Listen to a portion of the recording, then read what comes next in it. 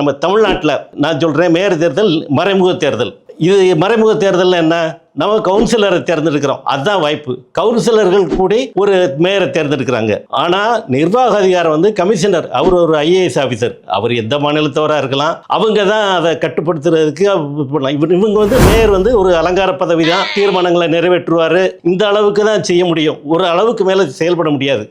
நம்ம ஃப்ளாஷ்பேக் கொஞ்சம் போவோம், 96 போவோம். மெட்ராஸில் வந்து நம்ம ஸ்டாலின் அவர்கள் மேயர் ஆனார், நேரடி தேர்தல் நடந்துச்சு. அதுதான் பெரிய ஆச்சரியம் நமக்கு வந்து. தேர்தலில் மேயர் தேர்தலில் போட்டிட்டார் ஸ்டாலின் அவர்கள். அப்போ முதலமைச்சராக இருந்தது கலைஞர் அவர்கள்.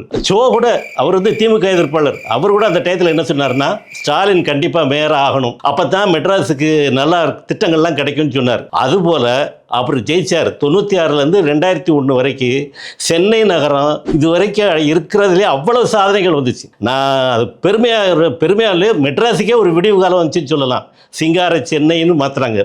அவ்வளவு திட்டங்கள், ஏகப்பட்ட ஓவர் பிரிட்ஜு, இந்த ஃப்ளைஓவர்ஸு, அப்புறம் அந்த துப்புரவு பணிகள்லாம் தனி இதாகவே கொண்டு வந்து அந்த திருப்பு முனை வந்ததுக்கு காரணம் நேரடி தேர்தல்.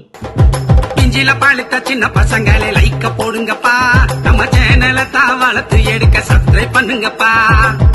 இந்த பார்த்தாலும் கொஞ்சம் தள்ளி போடு, காது கொய்யுங்குது.